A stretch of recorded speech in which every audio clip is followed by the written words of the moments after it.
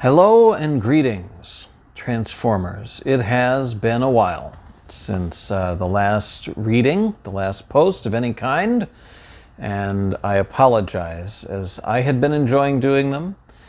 Life has been interesting for all of us, and if my suspicions are correct, they will continue to grow increasingly so. I'm reading this to you as we embark upon Halloween 2020. And as has been my custom for the last few videos, what better source for a little fearsome entertainment than the great HP Lovecraft? We live in fearful times, but people have always been able to say that. And so in a way, we see history doing that thing that it does and repeating itself. We find ourselves in a different context, but in familiar, uncertain feelings and times. We can't forget about that, not for long if we want to do well for ourselves and our progress.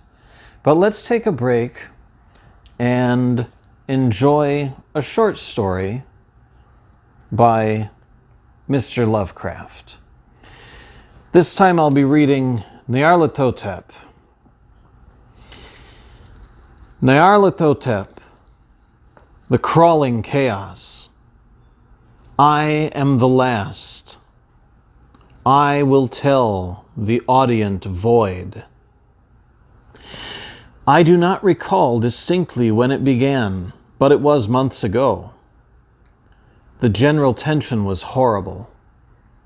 To a season of political and social upheaval was added a strange and brooding apprehension of hideous physical danger, a danger widespread and all-embracing. Such a danger as may be imagined only in the most terrible phantasms of the night. I recall that the people went about with pale and worried faces, and whispered warnings and prophecies which no one dared consciously repeat or acknowledge to himself that he had heard. A sense of monstrous guilt was upon the land, and out of the abysses between the stars swept chill currents that made men shiver in dark and lonely places. There was a demonic alteration in the sequence of the seasons.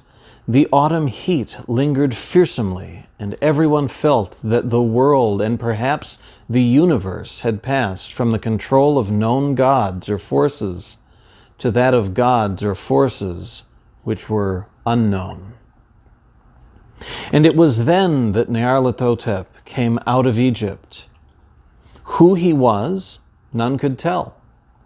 But he was of the old native blood and looked like a pharaoh. The Fellahin knelt when they saw him, yet could not say why. He said he had risen up out of the blackness of 27 centuries, and that he had heard messages from places not on this planet. Into the lands of civilization came Nyarlathotep, swarthy, slender, and sinister, always buying strange instruments of glass and metal and combining them into instruments yet stranger.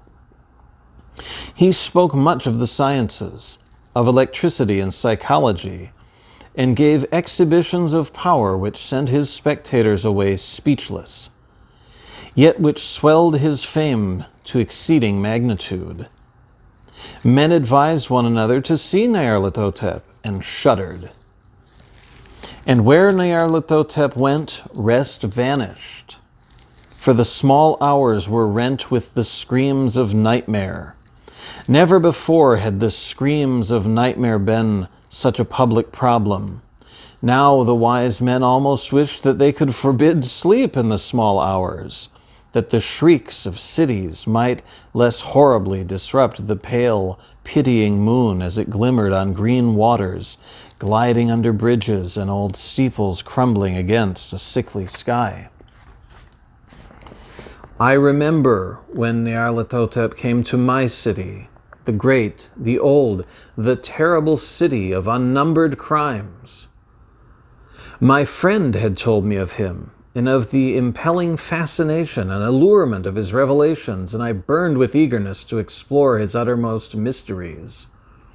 My friend said they were horrible and impressive beyond my most fevered imaginings, that what was thrown on a screen in the darkened room prophesied things none but Nyarlathotep dared prophesy, and that in the sputter of his sparks there was taken from men that which had never been taken before, yet which shewed only in the eyes.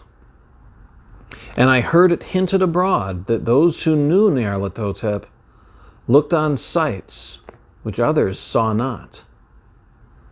It was in the hot autumn that I went through the night with the restless crowds to see Nyarlathotep, through the stifling night and up the endless stairs into the choking room. And shadowed on a screen I saw hooded forms amidst ruins, and yellow, evil faces peering from behind fallen monuments.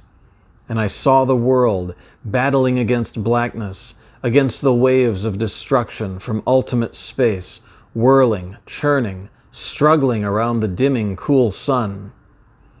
Then the sparks played amazingly around the heads of the spectators, and hair stood up on end, while shadows more grotesque than I can tell came out and squatted on the heads. And when I, who was colder and more scientific than the rest, mumbled a trembling protest about imposture and static electricity, Nyarlathotep drave us all out down the dizzying stairs into the damp, hot, deserted midnight streets.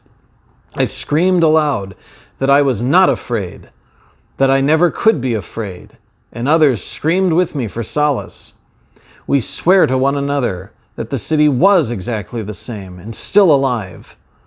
And when the electric lights began to fade, we cursed the company over and over again and laughed as the queer faces we made. I believe we felt something coming down from the greenish moon, for when we began to depend on its light, we drifted into curious involuntary formations and seemed to know our destinations, though we dared not think of them. Once we looked at the pavement and found the blocks loose and displaced by grass, with scarce a line of rusted metal to shew where the tramways had run. And again we saw a tram car, lone, windowless, dilapidated, and almost on its side. When we gazed around the horizon, we could not find the third tower by the river, and noticed that the silhouette of the second tower was ragged at the top. Then we split up into narrow columns, each of which seemed drawn in a different direction. One disappeared in a narrow alley to the left, leaving only the echo of a shocking moan. Another filed down a weed-choked subway entrance, howling with a laughter that was mad. My own column was sucked toward the open country, and presently felt a chill, which was not of the hot autumn. For as we stalked out on the dark moor, we beheld around us the hellish moon glitter of evil snows, trackless, inexplicable snows, swept asunder in one direction only, where lay a gulf all the blacker for its glittering walls. The column seemed very thin indeed as it plodded dreamily into the gulf. I lingered behind, for the black rift in the green-litten snow was frightful, and I thought I had heard the reverberations of a disquieting wail as my companions vanished. But my power to linger was slight. As if beckoned by those who had gone before, I half floated between the titanic snowdrifts, quivering and afraid, into the sightless vortex of the unimaginable. Screamingly sentient, dumbly delirious, only the gods that were can tell. A sickened, sensitive shadow writhing in hands that are not hands, and whirled blindly past ghastly midnights of rotting creation, corpses of dead worlds with sores that were cities, charnel winds that brush the pallid stars and make them flicker low. Beyond the worlds, vague ghosts of monstrous things, half-seen columns of unsanctified temples that rest on nameless rocks beneath space and reach up to dizzy vacua above the spheres of light and darkness. And through this revolting graveyard of the universe, the muffled, maddening beating of drums and thin, monotonous whine of blasphemous flutes from inconceivable, unlighted chambers beyond time. The detestable pounding and piping whereunto dance slowly, awkwardly, and absurdly the gigantic, tenebrous, ultimate gods, the blind, voiceless, mindless gargoyles whose soul is Nyarlathotep. I hope that you enjoyed Nyarlathotep. As I read, I couldn't help but thinking, throughout time, there have probably always been those that we would conceive of as being of the spirit of Nyarlathotep. Some have been on a grand scale. Some have had huge impacts over vast numbers of people and massive expanses of territory. Some have been neighborhood bullies, local figures, even individuals within a single household. As you think about who you consider of such a spirit, think about how you yourself may manifest those Nyarlathopian, if I can coin the phrase, tendencies and attitudes and behaviors. Isolate those in yourself and deal with them in an effective way so that we can work individually to improve ourselves and those around us. Again, I hope you enjoyed it. I will be doing more. I can't say that it'll be on a weekly basis. I'm not sure with what degree of regularity, but I look forward to doing them. I hope you do too. Please feel free to leave comments, suggestions, thoughts, questions, and opinions in the comments because I love a good discussion. And until next time, keep transforming. I'll see you soon.